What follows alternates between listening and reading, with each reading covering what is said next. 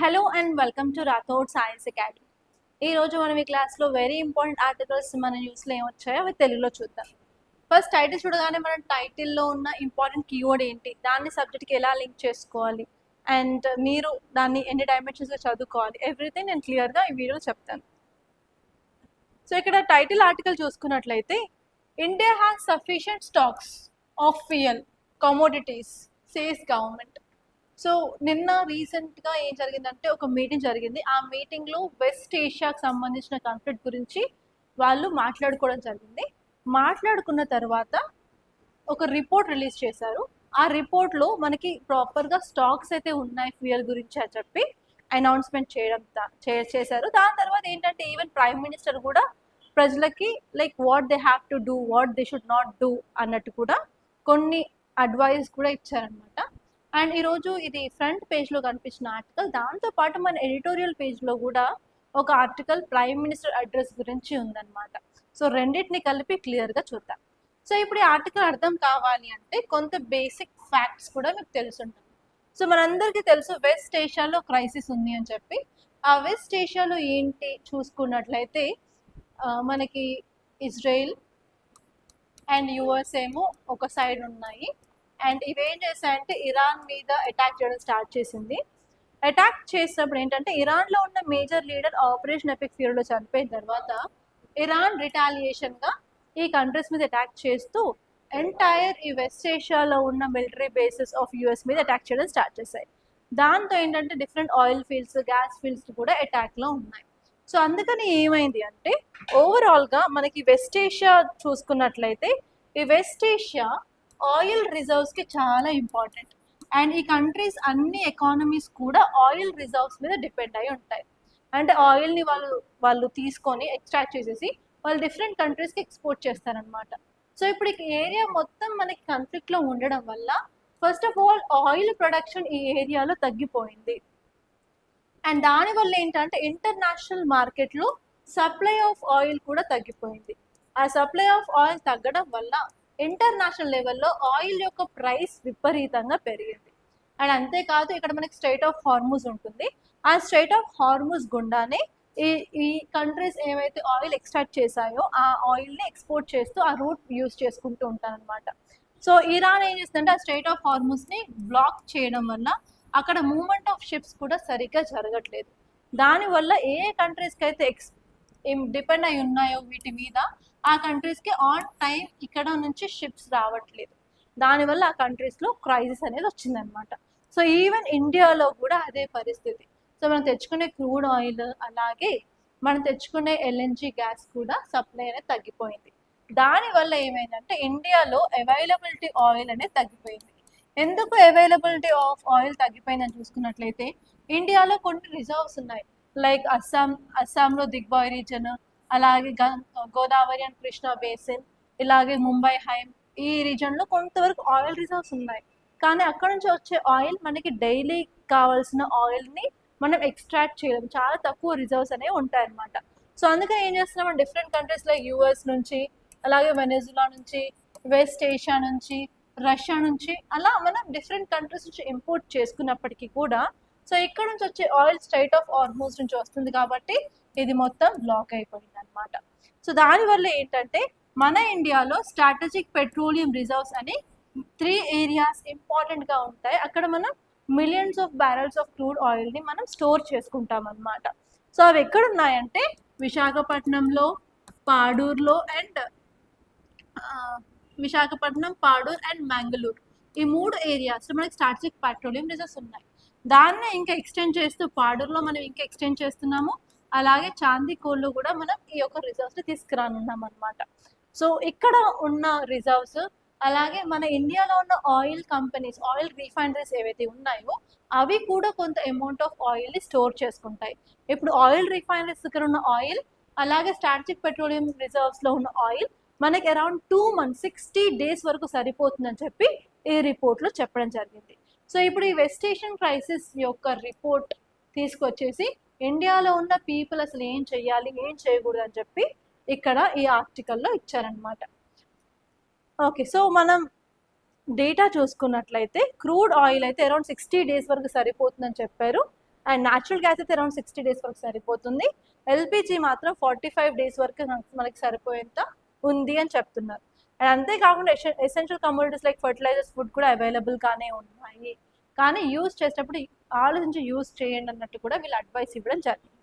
And next వచ్చేసి మన దగ్గర గుడ్ ఫారెన్ ఎక్స్చేంజ్ రిజర్వ్స్ కూడా ఉన్నాయి, ఏం బాధపడకూడదు అన్నట్టు ఈ రిపోర్ట్ అయితే క్లియర్గా కొంత ధైర్యాన్ని ఇచ్చింది అనమాట పీపుల్కి.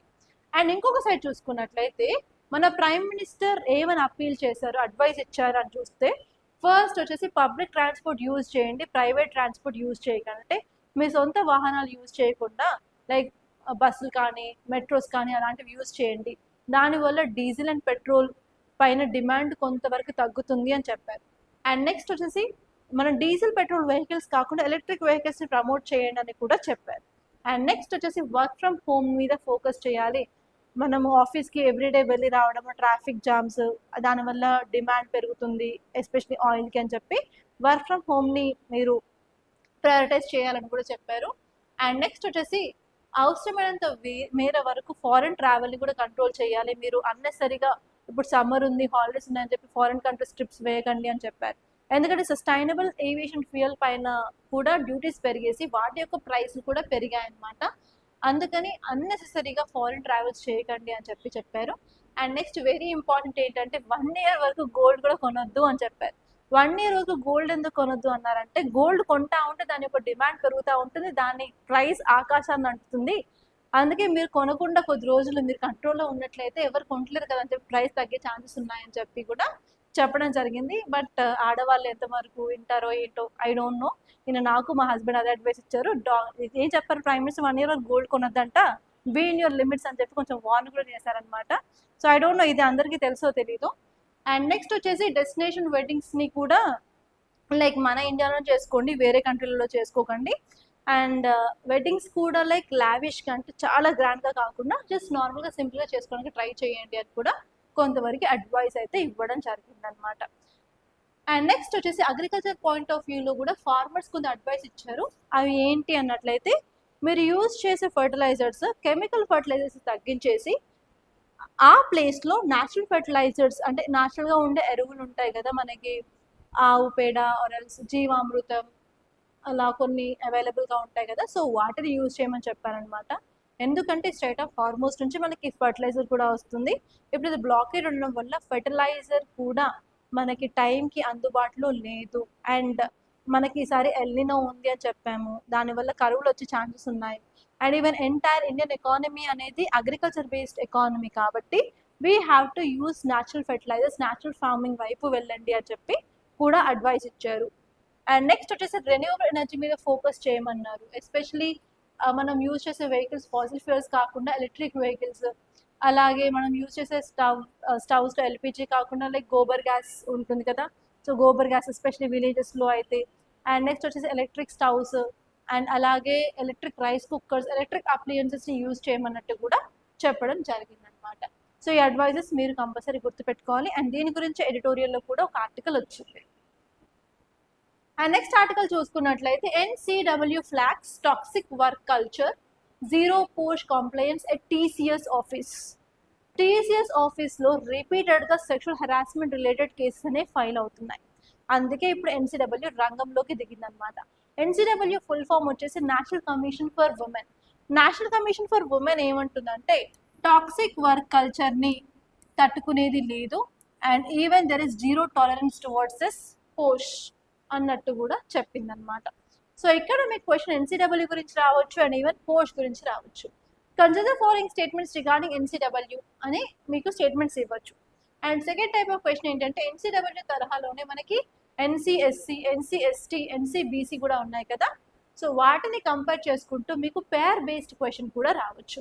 అండ్ నెక్స్ట్ వచ్చేసి ఓన్లీ పోస్ట్ బేస్డ్ మీద కూడా మీకు క్వశ్చన్ రావచ్చు, so you have to be very careful అనమాట. సో ఇక్కడ ఈ ఆర్టికల్ చూసుకున్నట్లయితే నేషనల్ కమిషన్ ఫర్ ఉమెన్ ఏంటి అంటే, ఇది ఒక statutory body.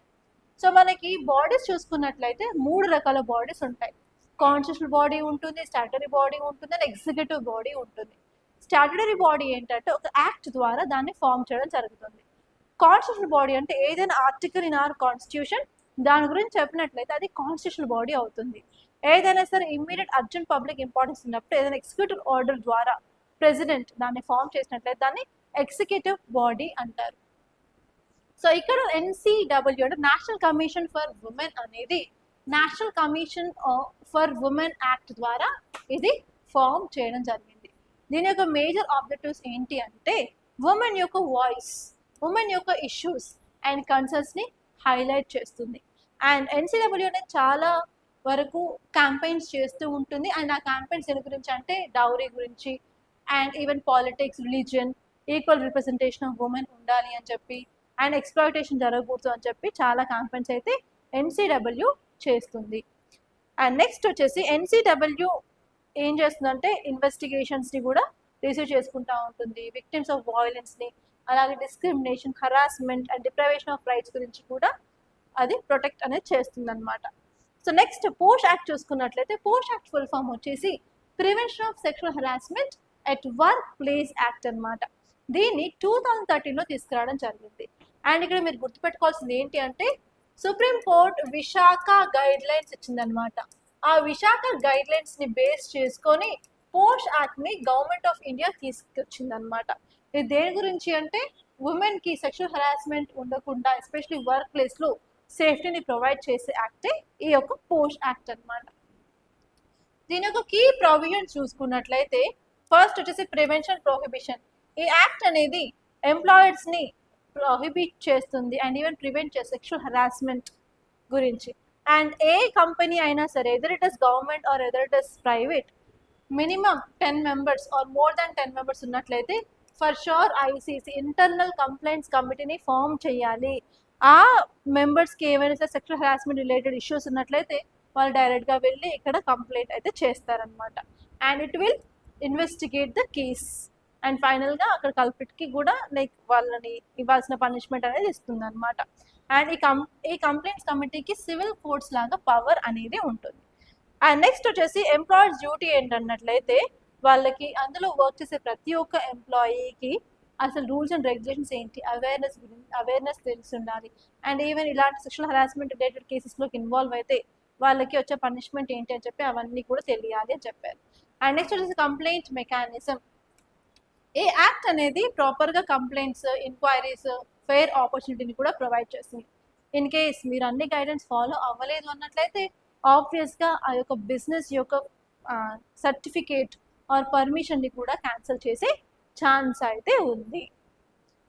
And next article చూసుకున్నట్లయితే Indian ocean more contested important than ever before అని చెప్పి ఇక్కడ నేవీ చీఫ్ అడ్మిరల్ చెప్తున్నారు.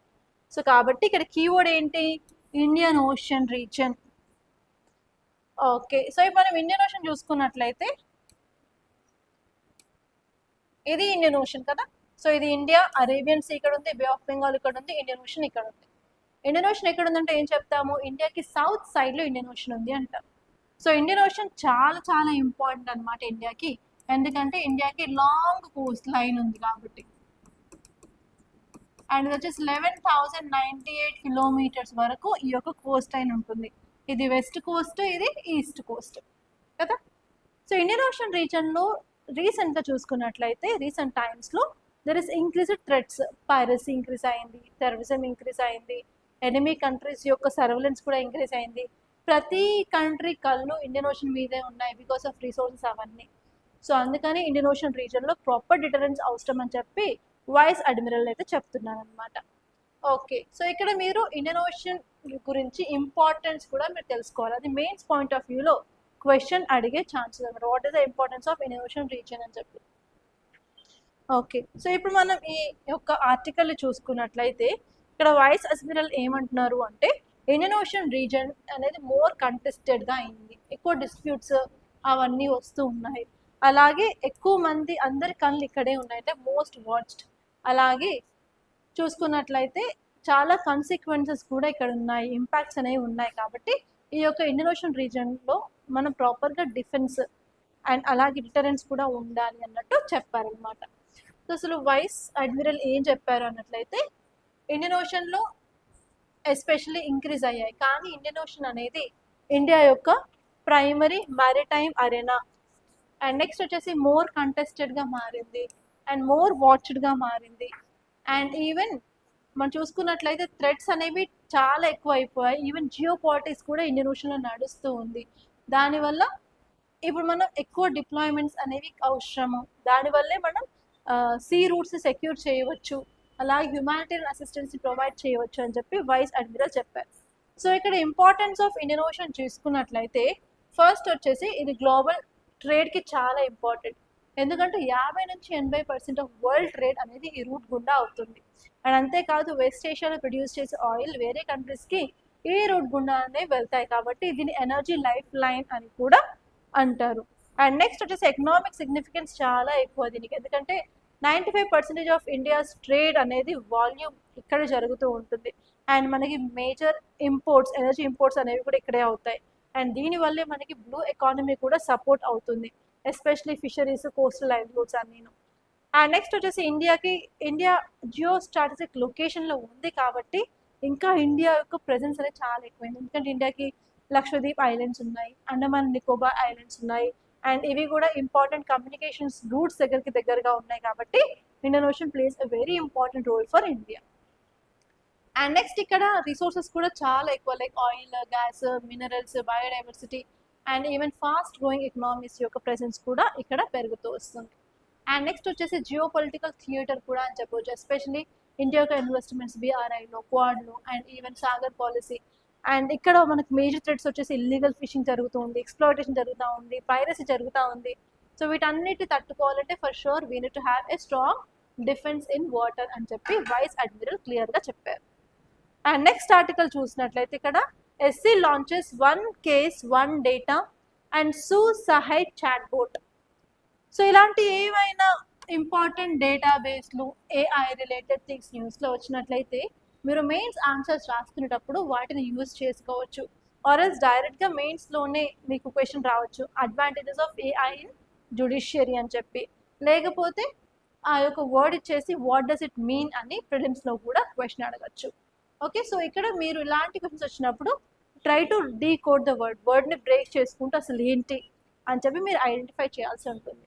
సో ఇక్కడ చూసుకున్నట్లయితే 1 case 1 data, మనకి ఇదే తరహాలో 1 nation 1 tax ఉంటుంది, 1 nation 1 ration. సో అలా మనం డీకోడ్ చేసుకోవాలన్నమాట. ఈ 1 case 1 data ఏంటంటే మన కంట్రీ చాలా పెద్దది, మనకు చాలా స్టేట్స్ ఉన్నాయి, యూనియన్ టెరిటరీస్ ఉన్నాయి. ఫర్ ఎగ్జాంపుల్ ఒక క్రైమ్ తీసుకోండి, లైక్ డెకాయిటీ. మీరు కాకి మూవీ చూసినట్టయితే డెకాయిటీ చూపిస్తారు కదా. సో డెకాయిటీ మన తెలంగాణలో జరిగింది అనుకోండి, సేమ్ అదే తరహాలో డెకాయిటీ యూపీలో జరిగింది. ఫర్ ఎగ్జాంపుల్ హిట్ మూవీ 3 చూసినా కూడా same way of killing of humans happens in different areas అనమాట. ఇండియాలో చాలా లొకేషన్స్లో అలా జరుగుతూ వస్తుంది. అప్పుడు ఏమవుతుంది అంటే మనం కేస్ని కొత్తగా ఫ్రెష్గా ఎవ్రీథింగ్ చూసుకోకుండా, లైక్ ఇంతకుముందు అలాంటి ఇన్సిడెంట్స్ ఎక్కడ జరిగంటే ఎలాంటి పనిష్మెంట్ ఇచ్చారని చెప్పి మనకు ఒక డేటాబేస్ ఉన్నట్లయితే ఈ డేటా తీసుకొని అక్కడ డంప్ చేసేసి ఇలాంటి సిమిలర్ కైండ్ ఆఫ్ డేటా ఉందా అని చెప్పి మనం సర్చ్ చేసి ఇన్ కేస్ దానికి సంబంధించిన జడ్జ్మెంట్ ఇచ్చినట్లయితే అదే జడ్జ్మెంట్ మనం ఇక్కడ ఇవ్వచ్చు అనమాట. సో అలా ఏమవుతుందంటే జస్టిస్ డెలివరీ సిస్టమ్ అనేది ఫాస్ట్గా అవుతుంది. అండ్ జస్టిస్ డెలివరీ సిస్టమ్ ఫాస్ట్గానే కాకుండా ఏమైనా ట్రాన్స్పరెన్సీ పెరుగుతుంది, అండ్ మనకు ప్రాపర్గా ఒక డేటాబేస్ అనేది ఉంటుంది. ఓకే, సో అదే ఇది 1 case 1 data అనమాట. సో ఇక్కడ 1 case 1 data చూసుకున్నట్లయితే ఇది డిజిటల్ ఫ్రేమ్వర్క్. ఇది ఏం చేస్తుంది అంటే మన ఇండియాలో ఉన్న సుప్రీం కోర్టు, డిఫరెంట్ స్టేట్స్లో ఉన్న హైకోర్ట్స్, డిఫరెంట్ డిస్ట్రిక్ట్లో ఉన్న డిస్ట్రిక్ట్ కోర్ట్స్ అండ్ లో లెవెల్లో ఉన్న తాలూక్ కోర్ట్స్ అన్నిటిని ఇంటిగ్రేట్ చేసి ఒక ఇంటిగ్రేటెడ్ డేటాబేస్ని ప్రొవైడ్ చేస్తుంది. అందులో వాళ్ళు ఇచ్చిన జడ్జ్మెంట్స్ కేసెస్ అన్నీ కూడా క్లియర్గా ఉంటాయన్నమాట. దానివల్ల ఏమవుతుందంటే కాంప్రహెన్సివ్గా మనకి డీటెయిల్స్ అనేది ప్రొవైడ్ చేస్తుంది. సో మనం కేసు ఇచ్చిన వెంటనే లైక్ అది స్ట్రీమ్లైన్ చేసుకొని వెంటనే దానికి సంబంధించిన డేటా ఇస్తుంది, దాంతోపాటు డేటా రిట్రైవల్ చేస్తుంది, ఎన్షూర్ డేటా ఇంటిగ్రిటీ, అలాగే అక్యురసీ, ట్రాన్స్పరెన్సీ అన్నిటిని కూడా ప్రొవైడ్ చేస్తూ ఉంటుంది అనమాట. సో ఓవరాల్గా ఇది ఏం చేస్తుందంటే ఎఫిషియన్సీని ప్రొవైడ్ చేస్తుంది, అలాగే ఎండ్ టు ఎండ్ కేస్ మేనేజ్మెంట్ని కూడా చేస్తుంది. అండ్ సెకండ్ వచ్చేసి సూ సహే ఏఐ చాట్ బోట్ అనమాట. ఇదేంటంటే సుప్రీం కోర్ట్కి సంబంధించిన ఏఐ రిలేటెడ్ చాట్ బోట్. ఇది ఏం చేస్తుందంటే సుప్రీం కోర్ట్ ఇచ్చిన డీటెయిల్స్, కేసెస్ ఆర్ఎల్స్ టేకప్ చేసిన కేసెస్ అవన్నీ కూడా డీటెయిల్స్ అందులో ఉంటాయి. సో దట్ మీ యొక్క కేస్ గురించి ఏమైనా డేటా తెలుసుకోవాలనుకున్నట్లయితే ఎక్కడుంది, స్టేటస్ ఏంటి, ఫైలింగ్ ఎలా జరుగుతుంది, సర్వీస్ ఎలా ప్రొవైడ్ చేసిన అవన్నీ కూడా ఇక్కడ మనం తెలుసుకోవచ్చు. అండ్ ఈరోజు రెండు ఆర్టికల్స్ అయితే ఉన్నాయి. అవి ఏంటంటే నిన్న మనం చెప్పుకున్నాం కదా, ఇంటర్నేషనల్ బిగ్ క్యాట్ అలయన్స్, వాటికి సంబంధించినవి. సో ఫస్ట్ వచ్చేసి 2 cheetahs released in to wild in Kuno national park. మనకి కూనో నేషనల్ పార్క్ మధ్యప్రదేశ్లో ఉంటుంది. ఆ మధ్యప్రదేశ్లో 2 చీతాస్ని వైల్డ్లోకి రిలీజ్ చేశాయని చెప్పి ఇక్కడ ఆర్టికల్ వచ్చింది. అండ్ నెక్స్ట్ ఇంపార్టెంట్ వన్ వచ్చేసి China may not join alliance on conservation of big cats. So ఎందుకు ఈ టాపిక్ తీసుకున్నాను అంటే లాస్ట్ 2025 క్వశ్చన్ పేపర్ చూసినట్లయితే AI ఇంపాక్ట్ సమ్మిట్ 2025 గురించి క్వశ్చన్ వచ్చింది. అందులో ఇచ్చిన స్టేట్మెంట్ ఏంటంటే US and UK did not join అని వచ్చిందనమాట. సో యాక్చువల్లీ అది ఎందుకు న్యూస్లో ఉందంటే యూఎస్ అండ్ యూకే దాన్ని యాక్సెప్ట్ చేయలేదని న్యూస్లో ఉంది, కానీ పేపర్లో మాత్రం యాక్సెప్ట్ చేసినట్టు పేపర్లో ఇచ్చారు. So that statement become wrong అనమాట. సో అందుకని ఏంటి అంటే ఇన్ కేస్ మనం ఏదైనా ఫంక్షన్ చేస్తున్నాం ఇంట్లో అనుకోండి, సో 100 మందిని పిలిచామనుకోండి, 95 మంది వచ్చారు ఫర్ ఎగ్జాంపుల్. ఆ 95 మంది గురించి మనం ఆలోచించాం, కానీ ఎవరైతే రాలేదో వాళ్ళ గురించి ఎక్కువ పట్టించుకుంటాం. వాళ్ళ ఇంటికి వెళ్ళి నేను పిలిచాను, వాళ్ళకి ఎన్నిసార్లు ఫోన్ చేశాను అయినా కూడా రాలేదు అని చెప్పి వాళ్ళని గుర్తుపెట్టుకుంటామే తప్ప వచ్చిన వాళ్ళని గుర్తుపెట్టుకోం కదా. సో అదే విధంగా యూపీఎస్సీ కూడా లైక్ ఏదైతే ఏ కంట్రీస్ అయితే ఒప్పుకోవట్లేదో ఏవైతే కన్సర్న్స్ చూపిస్తున్నాయో UPSC try to want to focus on that. So ఇప్పుడు కూడా ఈ ఐబీసీఏ ఎన్ని కంట్రీస్ వాళ్ళు పార్టిసిపేట్ చేస్తున్నారు, not only tiger range countries, united nation members అందరికీ కూడా ఈ మెంబర్షిప్ అనేది ఓపెన్ పెట్టారు. సో ఇప్పుడు China may not join alliance అంటే it is a cause of concern. That to ఇండియాకి చైనాకి we are sharing land border, and ఎంత ఇష్యూస్ ఉన్నా కూడా like China is not willing to join this as a tiger range country అయినప్పటికీ కూడా. So దాని మీద మీకు క్వశ్చన్ ఆర్ స్టేట్మెంట్ అడిగే ఛాన్స్ అయితే ఉంది. So just remember that China may not want to join this. Okay, next వచ్చేసి మీరు గుర్తుపెట్టుకోవాల్సింది ఐబీసీఏ గురించి. ఆల్రెడీ చాలాసార్లు ఐబీసీఏ గురించి చదువుకున్నాం. అండ్ ఈవెన్ నేను ఐబీసీఏ సమ్మిట్ గురించి కూడా షార్ట్ చేసి ఈ తెలుగు ఛానల్లో అప్లోడ్ చేశాను. ఒక్కసారి దాన్ని చూడండి, మీకు కొంచెం ఐడియా వస్తుంది. ఓకే, నెక్స్ట్ ఆర్టికల్ వచ్చేసి very important, a decentralise solution for waste crisis. ఇక్కడ కీవర్డ్ వచ్చేసి వేస్ట్ గురించి మాట్లాడుతున్నారు, ఇంకోటేమో డీసెంట్రలైజ్ సొల్యూషన్ అంటున్నారు.